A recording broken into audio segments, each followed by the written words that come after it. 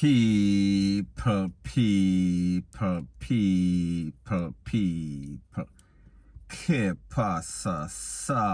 say what they do. Now the first thing that is popping in the news is the effect of the big C. One of the possible effect on people we are speaking about. It is going to let your little boy get limp. And when I speak about your little boy, you know me I talk about your hood. Now people, this guy is going to share his experience, what happened to him when he catch the big C and he came back out. He realized that when him get up in the morning, crack of dawning, the cock was not crowing. So therefore, it basically looked like it fall asleep.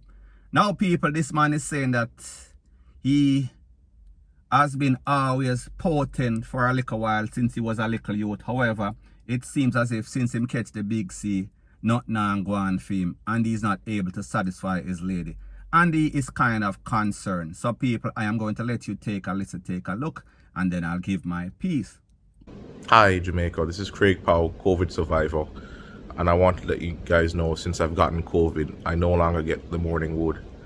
Since I was 10 years old, my penis would become erect in the morning every day since then, and since I've gotten COVID, that has stopped happening. Since the second time, I no longer get that, for the past 3 weeks, which is very concerning to me, of course. And I also, don't last as long. So I am definitely suffering from erectile dysfunction at 25 years old, and it was never a problem before.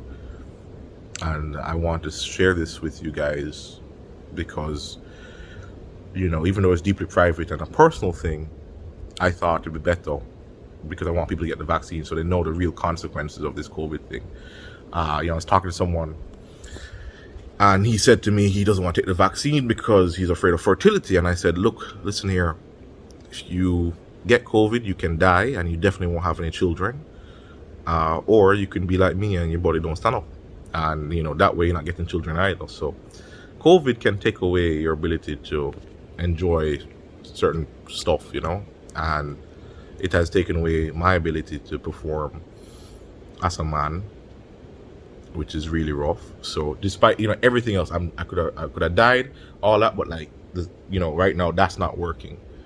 So I'm looking to all men and to women to get the message out that this thing is real, and Dr. Tufton was right. And this is a big consequence to us Jamaicans. We don't want this to happen to us. So please get the vaccine. Please, I beg you. Now people, you know that this is an uptown youth. Because most people from the garrison, most downtown youths, they are not going to say that this is happening to them because of shame. Because them know how them friend are going to laugh off of them rate. The woman are going to say, that little DEAD hood man rate, lele, blue, blah, bling. So basically this youth, obviously an educated youth, he is letting you know that there is no sort of live wire as it pertains to his SEXUAL activity with the woman in the house, in the bed. JPS cut off the light. Now people, you understand whenever we see anything on social media, we have to be very careful what is the motive. Are they promoting some sort of spokesperson for promoting this vaccination? And people, I don't think that it is true, because who would shame themselves just to basically promote this? So therefore basically throw that conspiracy theory out the door or lock off. Now people, we realize that as it pertains to Jamaica, one of the major contributors of this big C is all these illegal parties. And we see in these illegal dancehall party, daggering is the order of the day. So therefore, these same persons that are promoting daggering, isn't it kind of ironic that they might also lose their power? We are speaking about the power to dagger. So therefore, they are going to be impotent. They are going to be walking around with all sorts of lymph node, or we are talking about lymph, DICK. Now people, you know exactly what this means. Because if you have a woman, you have to find some sort of way to satisfy her. And I know that there are some decent women out there still, and they will understand, they will work with the program. However, people like them say, if you not have it in a waist, you have to find it in your face. So at the end of the day, the moral of the story is this. Be very careful. Make an educated guess as it pertains to this big C, whether or not you are going to take it, yes or no. You have to listen to medical science instead of listening to all of these conspiracy theories, because at the end of the day, we want what is best for us as Jamaican and us as ourselves, point blank and period. So anyways, people, that is my views on the whole thing as it pertains to that. And like me say, it is just my views and opinion. It is not the gospel. Your views and opinion can be respectfully different from mine, but let me know what you think in the comment section. Bless up. Now, before I move to the next part of my video, please subscribe to my next channel. It is called Jamaica Dancehall Source, and I'll be pinning the link to that channel in the description of that video, this video. And people, I have started uploading videos on this channel, so please check it out. And also, please subscribe to this channel. When you subscribe, please press the notification bell or icon, and also press all in the option. Now, people, this is an update about a story that I did yesterday. And it pertains to a young lady, and her name is Mar, and she is from Maxfield Avenue. And I said that the gunmen in the area, they gave her an ultimatum to leave the area.